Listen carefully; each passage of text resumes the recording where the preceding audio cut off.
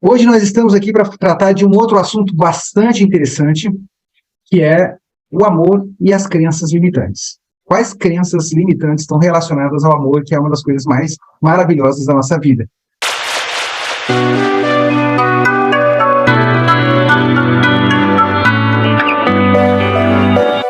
Boa tarde, pessoas lindas e maravilhosas, ou bom dia, ou boa noite, ou boa madrugada, dependendo do horário que você está aqui nos vendo. Sejam todos muito bem-vindos ao Desperta com Cal, ao nosso quadro Consciências que Expandem, onde eu e o Isaías trocamos uma ideia sobre variados temas. Eu espero que vocês estejam gostando. Se é a sua primeira vez aqui conosco, fica aqui mais um pouquinho para entender se faz sentido para você, combinado? Pode começar, Isaías, é com você. Olá, pessoal, tudo bem? Bom, esse tema é um tema muito legal, que eu acho que vem a desmistificar, tirar bastante dos tabus que a gente tem aí relacionados com o amor. É óbvio que o que a gente pensa da vida, aquilo que a gente vive, está muito relacionado com a nossa infância. E também está relacionado com, digamos, o tratamento que a gente recebeu dos nossos pais, tem a ver com a bagagem que eles tiveram na hora de nos educar. Então, uma das crenças que a gente tem, que pode levar muita gente a sofrer, a crença de que, por exemplo, o amor é sofrimento, o amor é dor. Eu acho que, de muitas maneiras, isso é incutido na mente das pessoas, cabe uma boa discussão. Não é mesmo, Cal? O que você acha desse tópico? Eu acho que existem muitos sistemas de crenças limitantes nesse quesito relacionado ao amor.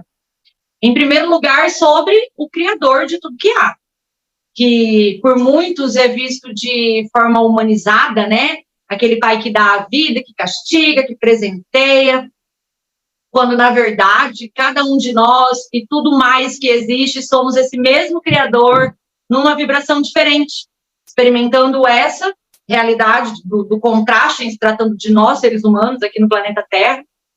Nós somos a imagem e semelhança, sim, do Criador, mas, na minha percepção, a partir da premissa de que nós somos pura energia criadora da nossa realidade.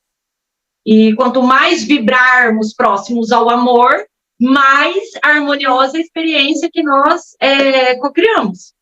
Quanto mais próximos do medo, mais desafiadora a experiência, de acordo com aquele meu entendimento de que o amor é o único sentimento que existe, na polaridade positiva o amor e na negativa o medo. Quem assistiu o episódio passado sabe do que eu estou falando. Se você não assistiu, corre para ver. E a partir dessa minha perspectiva, nós podemos compreender o quanto eu poderia, né, me estender sobre essas crenças limitantes relacionadas ao amor, mas para deixar em tópicos claros e rápidos e concisos, eu poderia citar as famílias controladoras, com os entes familiares em nome do amor. Eu poderia me referir ao sistema de crenças impostos por diversas religiões que impõem cada uma a sua versão de Deus, do errado em nome do amor. Algumas delas pregam, inclusive, ódio e morte em nome do amor a Deus. Poderia também citar os relacionamentos diversos que podem ir para a vertente do tóxico, do abusivo, do dominador, também em nome do amor. Eu acredito que são diversas as crenças, né, limitantes relacionadas ao amor. São muitos os eventos, dos quais eu já partilhei a apreciação, mas hoje, após uma longa jornada, eu considero mais como absurdos impostos em nome do amor.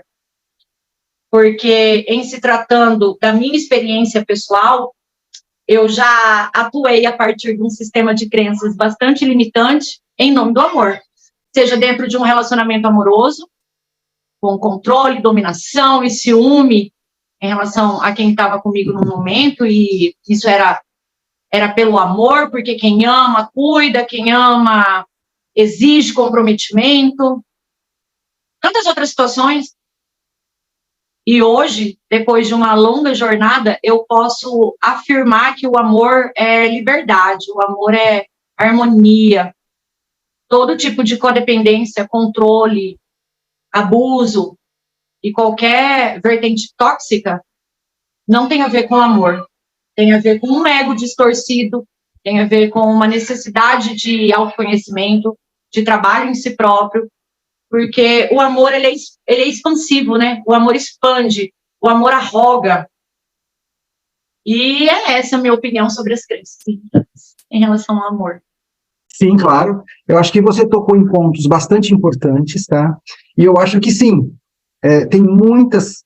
se a gente for ver mesmo, do ponto de vista de teorias psicológicas, tem muitas linhas filosóficas, tem muitas explicações, tem muitas adoções que a gente poderia citar e mencionar. Mas, basicamente, o que a gente tem? De um lado, nós temos visões, digamos, imaturas, tá? Que tendem a ser mais egoístas, mais restritivas, que te tiram a liberdade, tá? E do outro lado, nós temos visões mais, digamos, amplas, mais maduras do amor, de como você não só tem e sustenta o amor, tá? Então, assim, visões mais restritivas e relacionamentos mais restritivos, né, sejam eles amorosos, aliás, pode ser entre não só pai e filho, marido e mulher, enfim, amigos. O mais restritivo, ele tende, na verdade, a estar relacionado, cada uma dessas restrições, ela está relacionada e está ligada a algum tipo de medo, tá? Que é um gatilho psicológico que ativa na pessoa a necessidade de exigir alguma coisa daquela pessoa, tá? É claro que entre parceiros, comprometimentos, principalmente quando você tem alguns relacionamentos, como casamento, a paternidade, maternidade, tudo, exigem também alguns tipos de comprometimentos, tá? Isso, digamos, faz parte do contrato, talvez, do relacionamento, né? Mas o amor, de modo geral, na sua forma mais ampla, ele dá liberdade. Mas o fato dele dar liberdade não significa que ele não se importe com o resultado das ações. Então, por exemplo, se você ama o seu filho e ele vai fazer alguma coisa que vai fazer o mal dele, ou ele está agindo de maneira incorreta com outras pessoas, que vai provocar o mal de outros, e depois, por consequência, o dele próprio, você vai chegar, inclusive por amor, para ele e alertá-lo. E vai falar, olha, você não pode fazer isso, você tem que posicionar. Então, o amor não é aquele amor, digamos, descompromissado. Não é aquele amor no qual você não vai exercer o seu papel que você tem que exercer no relacionamento. Em todos os relacionamentos existem papéis, né? Existem papéis que as pessoas vão desempenhar, certo? Existem as suas responsabilidades, não só consigo, mas com os outros, as éticas, e eu acho que isso daí tem que ser honrado, tá? Para que o amor seja pleno. E nesse amor, as pessoas têm que se sentir livres para se posicionar, para falar, olha, eu não estou me sentindo à vontade por causa disso, daquilo. Ela tem que ter liberdade de se expressar sem algum tipo de ameaça ou coação. Oh, se você falar tal coisa, vai acontecer não sei o quê, entendeu? Então, eu acho que esse é o amor responsável, né? É o amor realmente na sua integralidade, onde você não só ama, mas você também dá a liberdade de expressão daquela pessoa que você, né, ama, ou que ela te ame, que se expresse, né, para colocar as questões que precisam ser colocadas, certo? E, eventualmente, fazer ajustes de atitude que necessitam ser ajustados, certo? Eu acho que cada um sabe aonde, para si, é mais fácil ou mais difícil lidar com alguns tipos de relacionamento. Mas uma coisa é certa, tá? Princípios básicos que não podem faltar: o respeito. Veja, muitas vezes a gente pode ou desrespeitar ou se deixar desrespeitar, achando que isso é um ato de amor. Não é.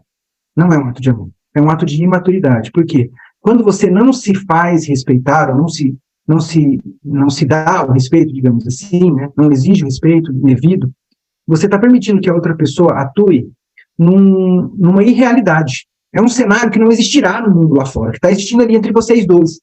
Isso, com o tempo, pode levar a outra pessoa a desenvolver transtornos, porque aquilo vai aumentar, ela vai achar que está certa. O seu posicionamento de passividade em relação àquilo ali, vai achar para a pessoa, vai dar provas, evidências para ela, para a mente dela, de que ela está correta. Então, aquele transtorno aumentará.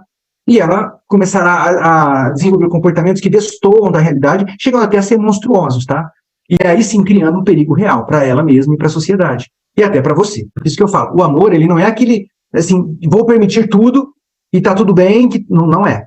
Né? Eu acho que o amor, sim, ele é entrega, é doação, mas é também a gente, digamos, trazer as realidades, ser assertivo. O nome disso é assertividade.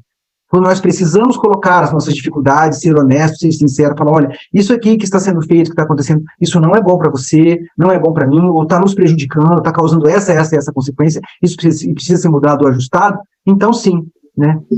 Isso deve ser posicionado. No caso do papel parental, que nós precisamos, às vezes, corrigir nossos filhos, então a gente pode, por exemplo, aplicar algumas sanções, falar, olha, as regras para as crianças, principalmente crianças menores, elas têm que estar bem claras. Olha, se você fizer tal coisa, vai ficar sem videogame 2 dias ou uma semana, vai tirar alguma coisa que a criança gosta, né? Para crianças muito pequenas, existe, por exemplo, o método de colocar sentadinho lá no banco, 1 minuto, dependendo da idade da criança, né? Proporcional à idade, vai ficar sentadinho aqui pensando 1 minutinho, certo? Então, assim, de tal maneira que leve a criança a refletir e a reconhecer aquela atitude, né? Até que ela tenha maturidade suficiente para lidar com essa questão de uma maneira mais tranquila. Toda essa questão relacionada ao amor, mas o amor não é você aceitar tudo sem questionar. O ponto é isso, o amor ele é um amor inteligente. Não é verdade? Fala aí, Cal. Bola para ti. Exatamente, nós falamos muito sobre isso no conteúdo passado, né? Sim. Sobre um amor próprio em primeiro lugar. E a partir do momento que nós acessamos esse amor grandioso que brota aqui dentro, nós nos posicionamos de uma forma mais real perante o mundo. Em se tratando das crenças limitantes relacionadas ao amor, nós poderíamos falar sobre aquelas crenças formadas desde a infância, né? Desde a primeira infância, por exemplo, onde uma criança deve respeitar sempre os mais velhos. Sim. Um ato de amor aos ensinamentos dos pais. Mas isso sem perceber as particularidades da realidade dessa criança, onde, por exemplo, tem um mais velho que esteja causando um abuso psicológico nessa criança, em forma de bullying, o que não é nada extraordinário, e eu já vi acontecendo, e a criança tem que fingir que é normal, sabe? Olha só, um bom gancho para isso é um filme, esse filme, a nova versão da Matilda, 2022, eu estive assistindo essa semana com as minhas crianças, mas quando eu escolhi o filme, foi numa de estarmos felizes e contentes vendo um filme infantil. E conforme o filme ia acontecendo, aquilo ia me trazendo uma dor no meu coração e eu não conseguia assistir. Eu falava, minha filha, a gente não vai poder ver esse filme. Tá muito pesado, mas, gente, isso é um filme para criança, pesado nesse nível.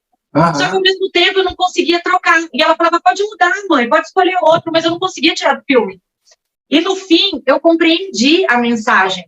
Né? E ela falava, nossa, vai ficar pior, você não lembra? Eu não lembrava mais da primeira versão desse filme.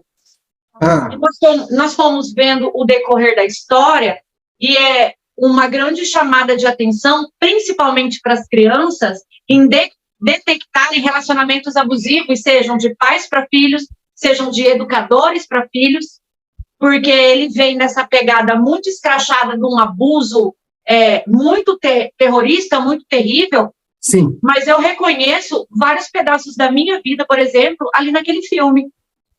Situações que aconteceram de verdade, né? Sim, não exatamente como estava ali, mas me trouxeram lembranças, sabe?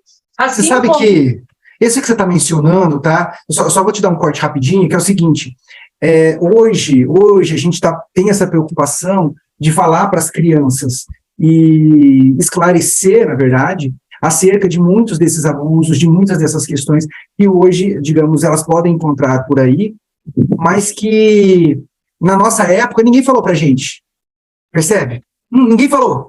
Então, assim, porque muitas dessas coisas, ninguém falou para os nossos pais, ninguém falou nem para eles, nem para eles, nem para a gente, nem a escola, nem os pais, nem ninguém, percebe? Então, eu acho assim, que nós estamos numa sociedade que a gente está trazendo mais desse esclarecimento, tá, para as crianças. Inclusive, eu já vi fazerem também uns treinamentos para as crianças para falar, olha, que tipo de abraço, que tipo de carinho, tudo você pode aceitar de um adulto e que tipo você não aceita, né? Então, eu acho que tudo isso não foi passado para a gente e que hoje muitas das escolas já estão passando, a gente também tem a obrigação de passar para os nossos filhos e para o máximo de pessoas que a gente puder, e que isso daí, claro, ajuda as pessoas a evitarem esse tipo de questões. e lidar com essas situações aí. Ou seja, é aquele lance, né? Não é porque você está num ambiente, assim, de amor e tudo, que você tem que aceitar tudo. E eu acho que isso também tem que ser trazido para as crianças. Não é fácil você criar crianças questionadoras, tá? Mas certamente você criará cidadãos e pessoas muito mais preparados para viver a vida e para enfrentar situações de maneira mais madura, mais tranquila, né? Ou seja, coisas ruins e coisas boas acontecerão a todos, mas a gente tem que aprender a lidar com todas essas situações de uma maneira, digamos, saudável, não só para nós, mas também para todos, né? Então, trazer e falar isso um pouco, eu acho que nos ajuda a prevenir determinados erros que muitos de nós podemos até ter caído, né? Enfim, de expressar realmente a verdade dentro de nós, sem com isso submeter a nossa autonomia, sem com isso submeter a nossa vida, a nossa escolha, e nem nosso livre-arbítrio, muito menos. Não é verdade? E já para não referirmos aos relacionamentos amorosos abusivos, né? Eu tive uma experiência bastante marcante no viés de um relacionamento amoroso muito abusivo, muito tóxico, mas enquanto eu estava vivendo esse relacionamento, eu não reconhecia que ele era tóxico e abusivo. E eu me mantive nesse relacionamento por muitos anos em nome do amor, que, na verdade, de amor nada havia, né? O que havia era controle, o que havia era necessidade de presença, era codependência, mas amor, propriamente dito, não. E é nesse quesito que eu falo que o amor, ele arroga, ele é grandioso, porque num relacionamento amoroso, onde existe um amor, você não precisa cobrar, você não precisa impor regras, porque uma pessoa que ama, em essência, ela não tem vontade alguma, nem a mínima necessidade de estar com uma terceira pessoa, digamos. Sim, né?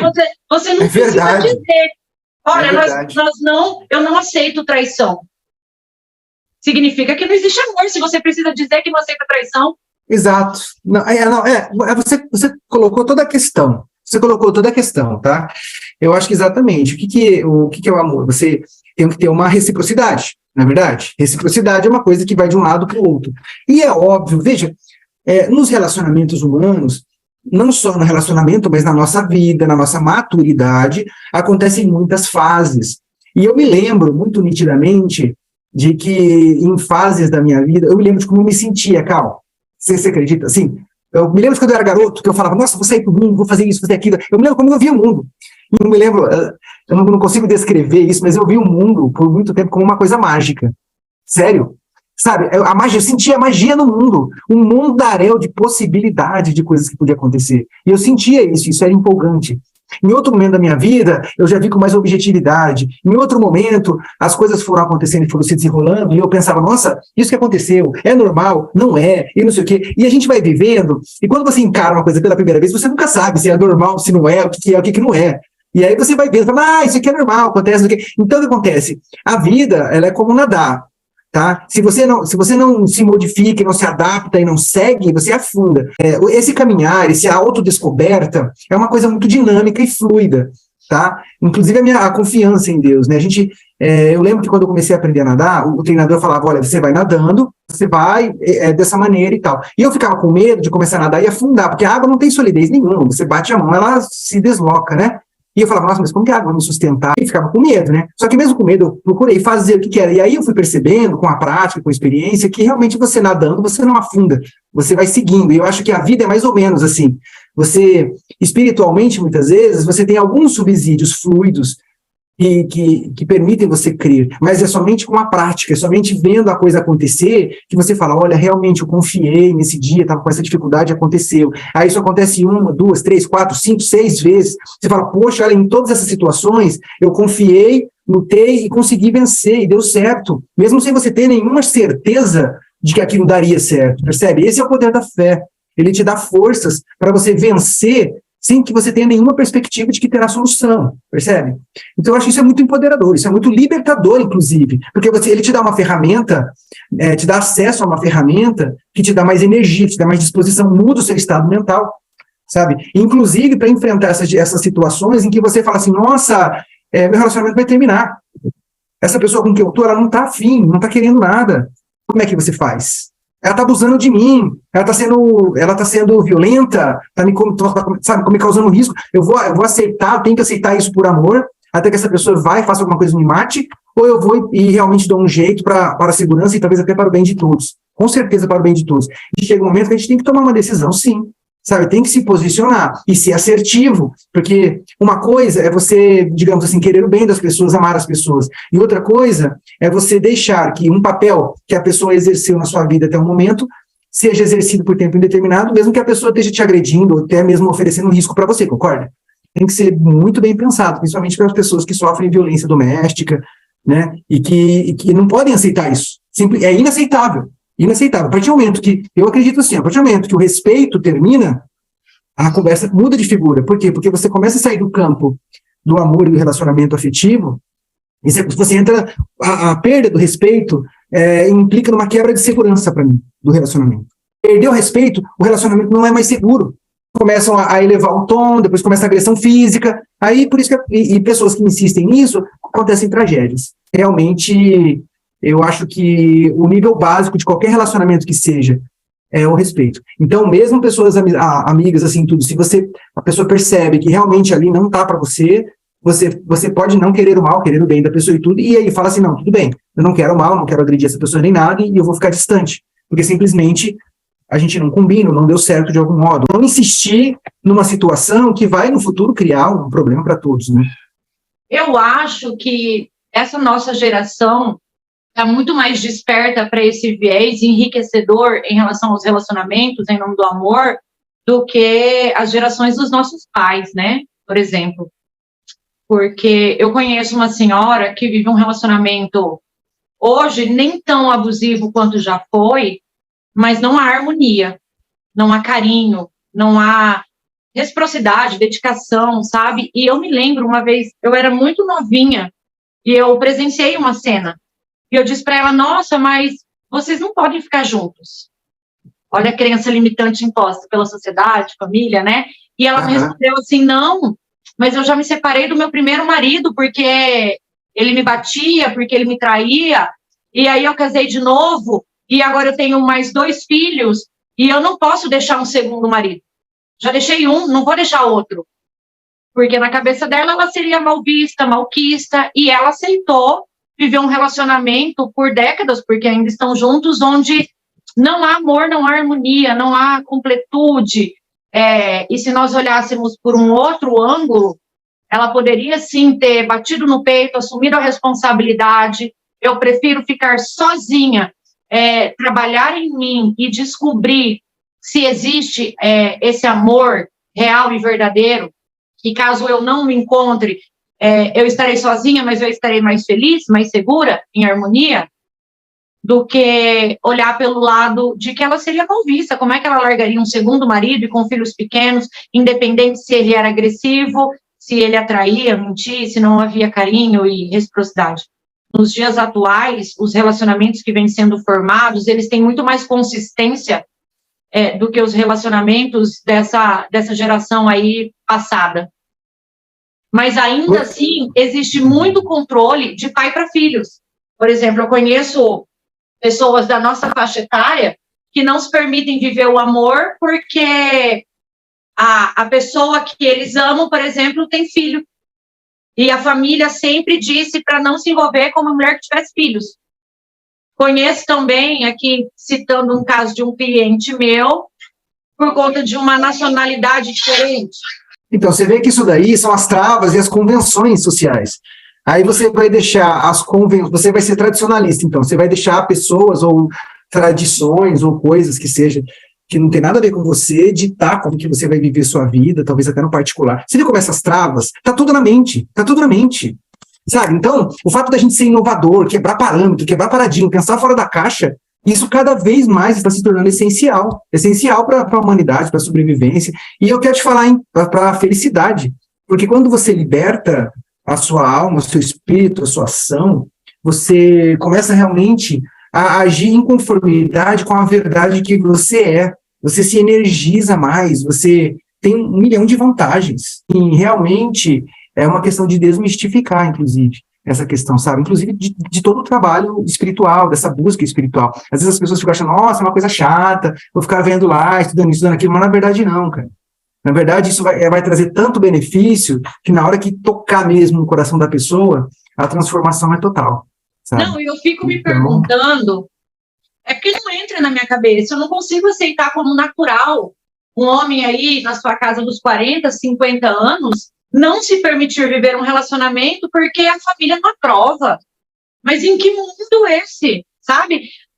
Olha o nível de consciência dessa pessoa, sem julgamento, mas nós já podemos compreender o nível do amor que ela tem por ela mesma. Porque quando nós estamos expressando um grandioso amor por nós mesmos, o que nós queremos é sermos felizes, nos realizarmos, e nada mais importa além daquilo que o nosso coração almeja, além daquilo por qual nós vibramos de alegria, né? Uma Sim. pessoa que se prontifica a viver uma vida de acordo com a opinião do pai, da mãe, da sociedade, do vizinho, precisa de muita cura e de muita transmutação. Sim. Quem vive pela opinião dos outros, na verdade, tem uma ótica dominada pelo medo, né? Ele acha que é mais importante a verdade que a sociedade dita para ele, que pessoas externas ditam para ele, do que a verdade que ele percebe em primeira mão, na mente e no coração dele. Olha só que absurdo, sabe? Você está no seu corpo, você está vivendo, você está sentindo, e a outra pessoa ainda permite que ditames da sociedade, pessoas que nada sabem dos seus processos internos, vem falar para você como você vai viver, como você tem que se vestir, como você tem que agir, sabe?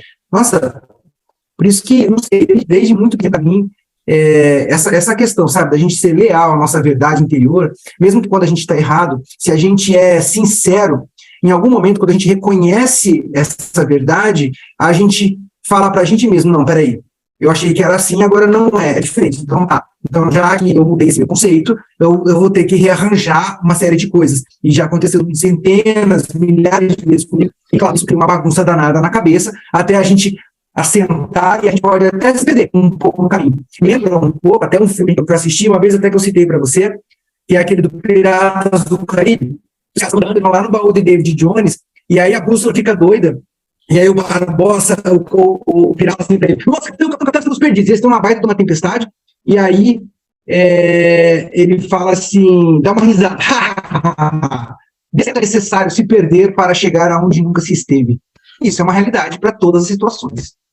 Então, para crescer, muitas vezes a gente tem que, sim, flexibilizar os nossos conceitos, né? Porque você não consegue encher um copo com vinho novo se ele já está cheio de vinho velho. Não é verdade? Existe grande beleza na coragem de mudarmos de opinião. Sim. O empoderamento que nos traz o despertar passa por aí. Eu já não me importo com a sua opinião. Com certeza. Sim. Não vai fazer diferença na minha vida o que você pensa, o que você deixa de pensar, se você me julga ou não. Porque o que importa é o que eu quero. Mas para isso é preciso foco e intenção em acessar consciências mais elevadas. Esse é o ponto. Intenção. Falou tudo. Para onde você quer ir? Como você quer que a vida seja? Nós é que construímos, por meio das nossas decisões e da nossa tenacidade, da nossa vontade. Não é verdade? Eu acredito, inclusive, que essa seja uma dica de ouro para quem tem essa percepção de que vive sobre alguma crença limitante, mas não se sente forte o suficiente para romper padrões, digamos. Intenciona para o seu Deus, para a sua crença, seja o universo, seja o Criador, a fonte de vida inesgotável. Sim. Me direciona, me mostra qual o caminho, por onde eu devo seguir. Tudo lhe será mostrado. Contanto que você esteja aberto às percepções. Claro, buscar e achareis. Porque os sinais vêm, os direcionamentos vêm, seja através de uma música, de um filme, de um livro, de uma palavra, de uma frase que você ouve na fila da padaria, por exemplo. Alguém vai dizer alguma coisa que vai fazer um grande sentido e vai te trazer aquela certeza que você estava esperando. De qual caminho você... verdade. É verdade, isso dispara gatilhos e quando a gente está preparado, é exatamente o que o nosso pai, nossa mãe interna precisa para trazer uma iluminação para a gente e nos libertar do que quer que seja. E por mim, nós acabamos por aqui, porque eu achei incrível e adorável esse conteúdo. E eu gostaria de saber a opinião de quem está nos assistindo. O que será que estão achando? Olha o universo se manifestando. Isso aí não é show de bola. É o universo pedindo para que você se manifeste, rompa padrões. É isso aí. Então, até a próxima. Um grande abraço. Um grande beijo nos vossos corações. Não se esqueçam, se você curtiu esse conteúdo, curte aqui embaixo, ó, no cantinho, para a gente saber. E nós esperamos na próxima quinta-feira vocês aqui conosco. Até mais.